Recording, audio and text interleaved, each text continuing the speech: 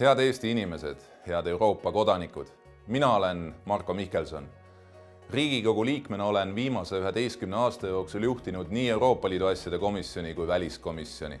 Tänases maailmas sõltub Eesti julgeolek ja heaolu eeskätt sellest, kui edukalt suudame oma häält rahvusvaheliselt kuuldavaks teha ning oma huvisid kaitsta.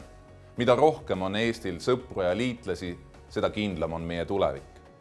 Seekordsed Euroopa Parlamendi valimised langevad eriti olulisse aega. Suured muutused maailmas sunnivad ka Euroopat muutustele. Eesti huvides on aktiivselt kujundada uut Euroopat, mis tagaks meile suurema julgeoleku, konkurentsivõime ning tõusva elatustaseme. Kui te toetate valimistel mind, võite olla kindlad, et rakendan kõiki oma teadmisi ja nooruslikku energiat Eesti inimeste vabaduste ja õiguste kaitseks Euroopa suures debatis. Anna oma hääl IRL-i, edukama Eesti ja tugevama Euroopa poolt.